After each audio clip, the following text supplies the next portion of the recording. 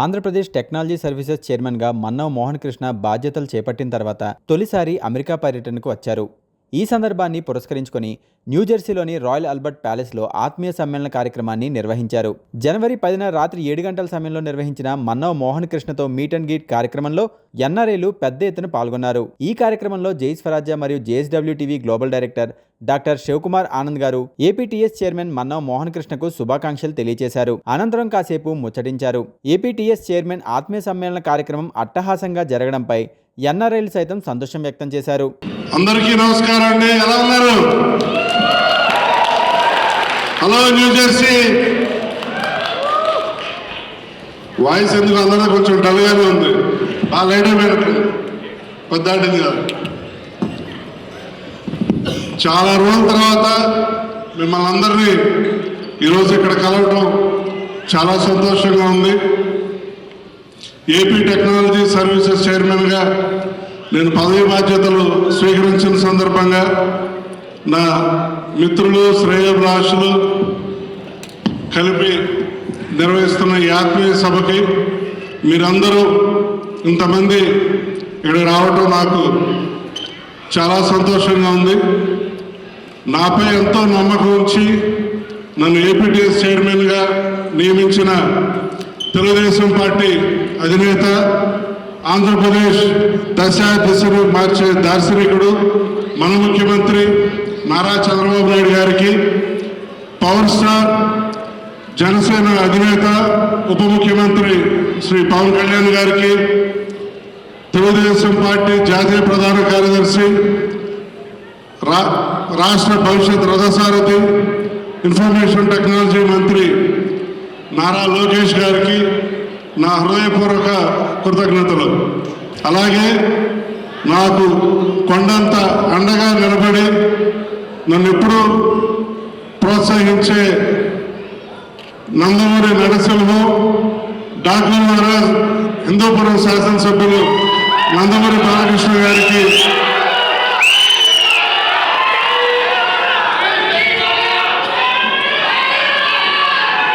నా ధన్యవాదాలు. తెలుగుదేశం పార్టీ నా శ్వాస, నా ప్రాణం, నా ఊపిరి అన్న విశ్వవిఖ్యాత నటసార్వభౌమ నందమూరి తారక రామారావు గారు వీరాభిమానులైన నేను నా చిన్నప్పటి నుంచే ఆయన స్థాపించిన తెలుగుదేశం పార్టీ అంటే నాకు ఎంతో అభిమానం. కాలేజ్ రోజుల నుంచే నేను తెలుగుదేశం పార్టీ కార్యక్రమాల్లో పాల్గొనేవాడిని. ఆ తర్వాత ఇక్కడ అమెరికాకు వచ్చి స్థిరపడినా కూడా తెలుగుదేశం పార్టీ మీద అభిమానంతో అమెరికాలోను అలానే అక్కడ ఆంధ్రప్రదేశ్లోను ఎన్నో కార్యక్రమాలు ఇన్ని సంవత్సరాల్లో చేసే అదృష్టం నాకు దక్కింది. పార్టీకి ఇన్ని సంవత్సరాలు నేను చేసిన సేవని గుర్తించి నా విధేయతను, నా అంకితభావం, నా సమర్థతను గుర్తించి పార్టీ నాకు ఇంత కీలకమైన బాధ్యతలు అప్పగించినందుకు నాకు చాలా సంతోషంగా ఉంది. ఈ సందర్భంగా నాకు జన్మనిచ్చి నాకు విద్యాబుద్ధులు నేర్పించి నన్ను ఇంత వాణి చేసిన నా తల్లిదండ్రులకు కృతజ్ఞతలు. అలాగే నా భార్య గురించి కూడా చెప్పాలి. గత 20 సంవత్సరాల నుంచి నేను అనేక యాక్టివిటీస్తో కంటిన్యూస్ బిజీగా ఉన్నాను. ఎన్ఆర్ఐ టీడీపీ అని, నాట్స్ అని, తెలుగుదేశం అని, ఇంకో పక్క వ్యాపారాలని, అక్కడ ఆంధ్రాలో ఇక్కడ అమెరికాలో 2 చోట్ల కూడా వీటన్నిటితో నేను బిజీగా ఉన్నా కూడా నన్ను అర్థం చేసుకొని నాకు అన్నిట్లో నాకు అండగా ఉంటూ నేను వేసే ప్రతి అడుగులో నాకు తోడుగా ఉంటూ నన్ను అందించి ప్రోత్సహించి నా కోసం ఎన్నో త్యాగాలు చేసిన నా శ్రీమతి ప్రశాంతికి ఎన్ని కృతజ్ఞతలు చెప్పినా కూడా తక్కువే. అలాగే నా పిల్లలు రితిక, వర్షిక నా ప్రాణం. అలాగే మిగతా నా కుటుంబ సభ్యులు కూడా, నా తమ్ముడు కానీ, నా బావమరిది కానీ అందరూ కూడా నాకు, నా మిగిలిన కుటుంబ సభ్యులు అందరూ కూడా నాకు ఎంతో సహకరించారు. వాళ్ళందరూ కూడా ఈ సందర్భంగా కృతజ్ఞతలు. నా జర్నీలో న్యూజెర్సీ కూడా ఎంతో కీలక పాత్ర పోషించింది. నేను నా జీవితంలో నేను ఎక్కువ గడిపిన ప్రాంతాలు రెండు, ఒకటి గుంటూరు, రెండు న్యూజెర్సీ. గుంటూరులో నేను ఓన్లీ ఎడ్యుకేషన్ వరకే ఉన్నాను, కానీ నాకు సోషల్గా, ప్రొఫెషనల్గా, పొలిటికల్గా, ప్రొఫైల్ పరంగా ఎదగడానికి కారణం న్యూజెర్సీ. దానికి కారణం మీరందరూ నాకు ఇచ్చిన ప్రోత్సాహం, మీరందరూ నాకు అందించిన సహకారం వల్లే నేను జీవితంలో ఇక్కడ వరకు వచ్చాను. అది ఎప్పుడు మర్చిపోలేను. అందుకే మీ అందరికి కూడా ఎప్పుడు రుణపడి ఉంటాను. Thank you New Jersey. న్యూజెర్సీ కాకుండా నాకు అమెరికాలోని మిగతా రాష్ట్రాల్లో కూడా అనేక మంది మంచి మిత్రులు ఉన్నారు. అది నా అదృష్టం. ఈ కార్యక్రమానికి కూడా అమెరికాలోని అనేక రాష్ట్రాల నుంచి మిత్రులు చాలామంది వచ్చారు. వాళ్ళందరికీ కూడా పేరు పేరున ధన్యవాదాలు, కృతజ్ఞతలు. అమెరికాలో అయినా ఆంధ్రాలో అయినా నా బలం జనం. ఇందాక ఏమీ చూశారు కదా, ఎక్కడున్నా నేను జనం మనిషిని. జనంతో పాటు నా స్నేహితులు. నా అదృష్టమైన నాతో ఒకసారి స్నేహితుడైతే జీవితకాలం ఉంటాడు. నేను వేసిన ప్రతి అడుగులో నా స్నేహితులు నాకు అండగా నిలబడి నన్ను నడిపించి నాకు సహకారం అందించి నేను చేసిన ఎన్నో కార్యక్రమాల్లో వాళ్ళందరూ కూడా ఎంతో సహకరించారు. మీ అందరికీ ఎన్ని జన్మలు ఎత్తినా మీ రుణం తీర్చుకోలేను. మీరు లేకపోతే నేను లేను.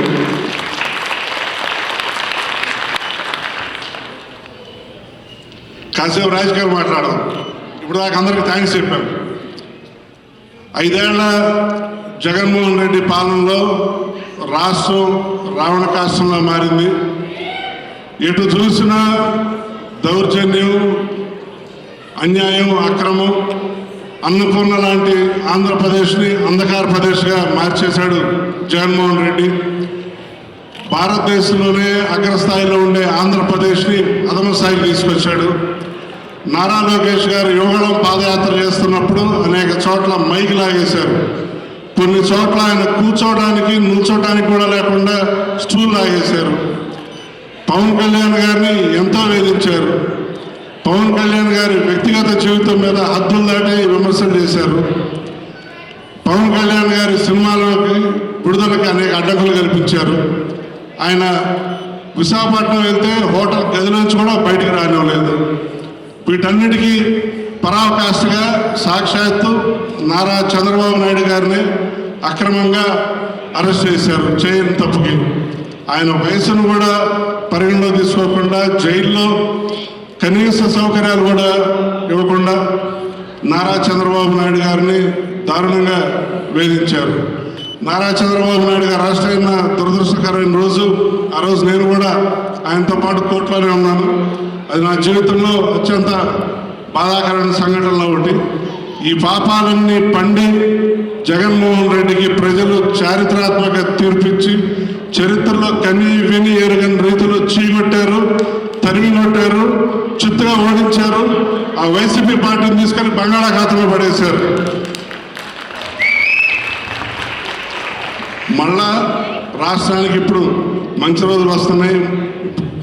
దగాపడ్డ రాష్ట్రాన్ని మళ్ళా దారిలో పెట్టడానికి కూటమి ప్రభుత్వం అహర్నిశలు కృషి చేస్తూ ఉంది. టెక్నాలజీలో ప్రపంచంలో అన్ని దేశాలు దూసుకెళ్తున్నాయి. భారతదేశం కూడా అగ్రస్థానంలో ఉంది. భారతదేశంలోనే, ఆంధ్రదేశంలో కాదు, భారతదేశంలోనే ఐటీ అనగానే గుర్తొచ్చే ముఖ్యమైన నాయకుల్లో మొదటి పేరు మన ముఖ్యమంత్రి నారా చంద్రబాబు నాయుడు గారిది.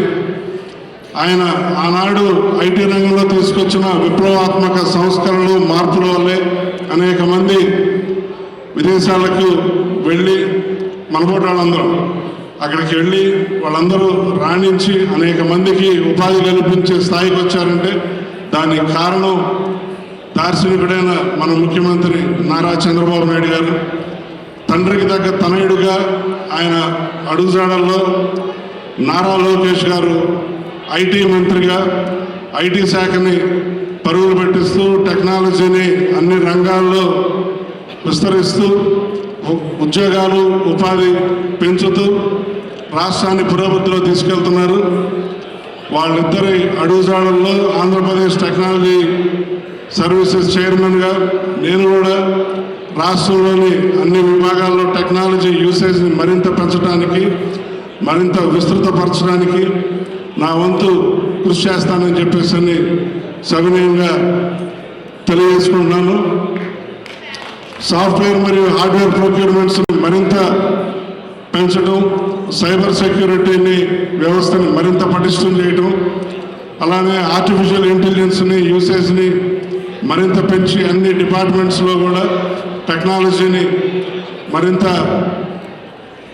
ఇంకా ఎక్స్పాండ్ చేయడం, టెక్నాలజీ కంపెనీలు అక్కడికి మరిన్ని తీసుకురావడం, తద్వారా ఉద్యోగాలు ఉపాధి కల్పించడానికి నా వంతు కృషి చేస్తూ దీన్ని నేను ఒక పదవిగా కాకుండా దీన్ని ఒక బాధ్యతగా నా కర్తవ్యం నిర్వర్తిస్తానని చెప్పేసి మీ అందరికీ సవినయంగా తెలియజేసుకుంటూ ఉన్నాను.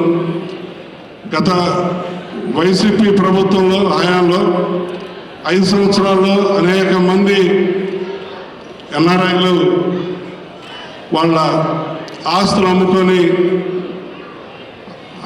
అమ్మటం జరిగింది. అలానే అనేక మంది చదువుకున్న వాళ్ళు కూడా వేరే రాష్ట్రాలకి వలస వెళ్ళిపోవడం కూడా జరిగింది. ఎందుకంటే అక్కడ ఉద్యోగాలు లేవు, ఉపాధి లేదు, పెట్టుబడి లేదు, వ్యాపారాలు లేవు, రాష్ట్రం అంతా ఆర్థికంగా దివాళా తీసే పరిస్థితి. కానీ ఇప్పుడు పరిస్థితులు మారాయి. మళ్ళా ఇప్పుడు మంచి ప్రభుత్వం వచ్చింది. చంద్రబాబు నాయుడు పాలనలో రాష్ట్రం ఇప్పుడు మళ్ళా నిత్య కళ్యాణం పచ్చతనంలా కళకళలాడుతూ ఉంది. నారా చంద్రబాబు నాయుడు గారి బ్రాండ్ మీద ఉన్న నమ్మకంతో అనేక కంపెనీలు వరదల వెల్లువల మళ్ళా ఆంధ్ర రాష్ట్రానికి వచ్చి పెట్టుబడులు పెడుతున్నాయి. ఆంధ్ర రాష్ట్ర పరిస్థితి బాగోకపోయినా కూడా ఇన్ని కంపెనీలు అక్కడ రావడానికి ఇక్కడ కారణం వాళ్ళకున్న నమ్మకం. నారా చంద్రబాబు నాయుడు గారు, తెలుగుదేశం మరియు పవన్ కళ్యాణ్ గారి నేతృత్వంలో, జనసేన నేతృత్వంలో ఒక సుస్థిరమైన ప్రభుత్వం ఇప్పుడు ఆంధ్రప్రదేశ్ని పాలిస్తోంది. ప్రపంచం అంతా మెచ్చిన మన భారతదేశ ప్రధానమంత్రి నరేంద్ర మోడీ గారి సంపూర్ణ సహకారం, సంపూర్ణ ఆశీస్సులు ఈ కూటమి ప్రభుత్వంపై ఉన్నాయి. అందుకే ఐటీ కంపెనీలు, ఫార్మా కంపెనీలు, ఇన్ఫ్రాస్ట్రక్చర్ కంపెనీలు, ఇన్ని కంపెనీలు ఇంత తక్కువ కాలం 6 నెలల్లో ఎన్నో ఆంధ్రప్రదేశ్కి వస్తూ ఉన్నాయి. ఈజ్ ఆఫ్ డూయింగ్ బిజినెస్లో ఆంధ్రప్రదేశ్ అగ్రస్థానంలో ఉంటుంది. ఇక్కడున్న వ్యాపారవేత్తలందరికీ కూడా విజ్ఞప్తి చేస్తున్నాను, రాష్ట్రానికి వచ్చి పెట్టుబడులు పెట్టండి, అక్కడ ఉద్యోగాలు ఉపాధి పెంచడంలో మీ వంతు పాత్ర పోషించని ప్రతి ఒక్కరిని సవినయంగా మనవి చేస్తున్నాను. ఆంధ్రప్రదేశ్ అవకాశాల గని, అపారమైన న్యాచురల్ రిసోర్సెస్ ఉన్నాయి, అద్భుతమైన టాలెంట్ పూల్ ఉంది. మీకు అన్ని విధాలా సహకరించే అద్భుతమైన గవర్నమెంట్ ఉంది. మీరందరూ ఆంధ్రప్రదేశ్లో రావాలని చెప్పేసి అక్కడికి అందరినీ కూడా పెట్టుబడులు పెట్టాలని చెప్పేసి కోరుకుంటున్నాం. మీకు అన్ని విధాలా మా ప్రభుత్వం అండగా ఉంటుంది. మీకు చేసే అక్కడ పెట్టుబడులకి, వ్యాపారాలకు అన్నిటికీ కూడా మా ప్రభుత్వం తోడ్పాటు అందిస్తుంది. ఇందా చెప్పాను, గత ప్రభుత్వాల్లో చాలామంది ఆస్తులు అమ్మేసుకున్నారు ఇక్కడ అని. దయచేసి అక్కడ మీరున్న ఆస్తులు అమ్ముకోవద్దు. రాబోయే రోజుల్లో ఆ ప్రాంతం అంతా బంగారం, మీ ఆస్తులు, మీ వ్యాపారాలు అన్నీ కూడా రెట్టింపోతుంది. తప్పకుండా ఆంధ్రప్రదేశ్ అభివృద్ధిలో మీ అందరి సహాయ సహకారాలు కావాలి. కలిసి ముందుకెళ్దాం, కలిసి అభివృద్ధి చేసుకుందాం, జనభూమి రుణం తీర్చుకుందాం. ఈ కార్యక్రమానికి ఇంతమంది అన్ని సంఘాల వాళ్ళు, అన్ని అసోసియేషన్స్ వాళ్ళు, నా శ్రేయోభిలాషులు, నా మిత్రులు అనేక మంది వివిధ ప్రాంతాల నుంచి వచ్చి ఈ కార్యక్రమాన్ని దిగ్విజయం చేశారు. ఈ కార్యక్రమాన్ని ఇంత చక్కగా, ఇంత అద్భుతంగా నిర్వహించిన నా మిత్రులందరికీ పేరు పేరున ధన్యవాదాలు తెలియజేసుకుంటూ అందరికీ నూతన సంవత్సర శుభాకాంక్షలు, అలాగే ముందస్తు సంక్రాంతి శుభాకాంక్షలు. Thank you.